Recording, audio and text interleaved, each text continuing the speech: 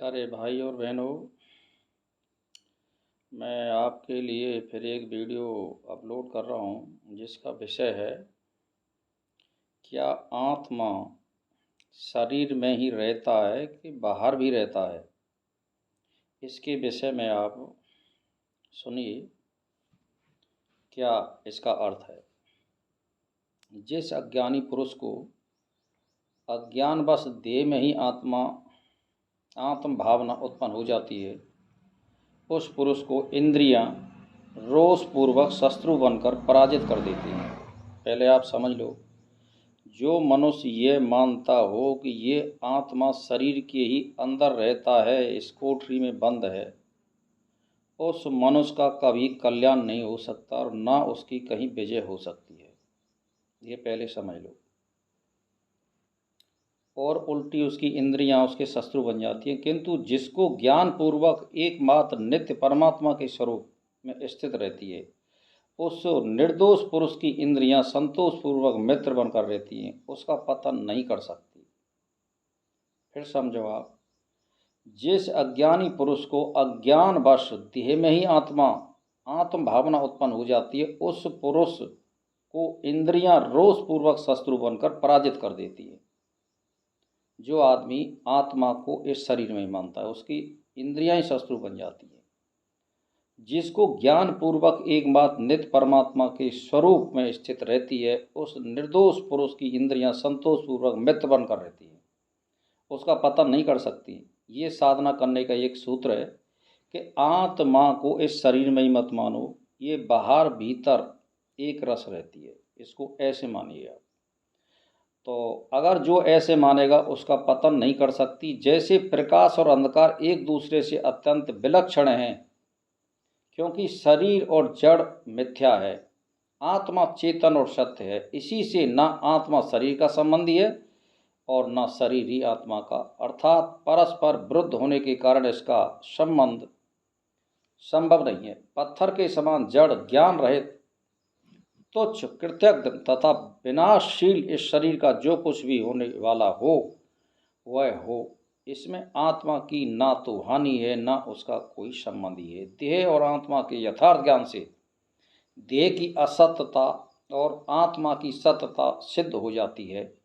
सभी प्राणियों में अविनाशी चेतन ही रहता है, किंतु जीवात्मा को इसका भली प्रकार ज्ञान ना होने के कारण उसमें कायरता आ जाती है। ऐसा अज्ञानियों का जीवन व्यर्थ है। आप सोच लो। और अज्ञान ही आपत्तियों का आश्रय स्थान है। देश, धन, स्त्री आदि में आसक्त रखने वाले अज्ञानी का यह दुख कभी भी शांत नहीं हो सकता। ये माया बिना ज्ञान के नष्ट नहीं हो सकती। अज्ञानी जीव ही संसार में बार बार जन्मता और मरता है।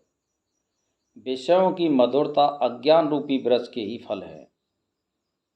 जो कुछ बार बार प्राप्त होने वाली संपत्तियां या विपत्तियां, आपत्तियां, जो बाल यौवन जरा मरण रूपी महान संताप हैं, जो सुख दुख की परंपरा रूप संसार सागर में गोती लगाता है, वह सब अज्ञान रूपी गाढ़ अंधकार की विभूतियां हैं।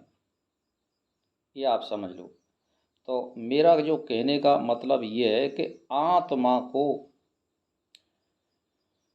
बाहर भीतर एक रस मानिए आप, तब तो आपकी साधना हो जाएगी और आपका सब ओर से कल्याण होने वाला है। और जब आपने इसको मान लिया कि आत्मा इस मेरे शरीर में ही है और कहीं अंत नहीं है, तो वो इंद्रियों के द्वारा आपको भ्रष्ट कर देगा आत्मा खुद ही, क्योंकि वो सर्वज्ञ है। कहने का मेरा मतलब आत्मा सर्वज्ञ है और शरीर सर्वज्ञ हो नहीं सकता है। शरीर तो एक जगह रहता है, ये तो एक रस है, तो इसीलिए बाहर भीतर ये समान है।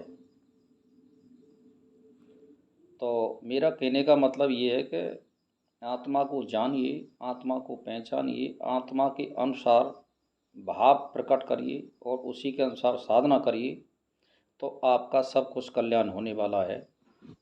तो इसीलिए मैं तो भाई और बहनों से ये ही कहता हूँ कि आत्मा शरीर से मतलब ये है कि बाहर भीतर एक रस है ये।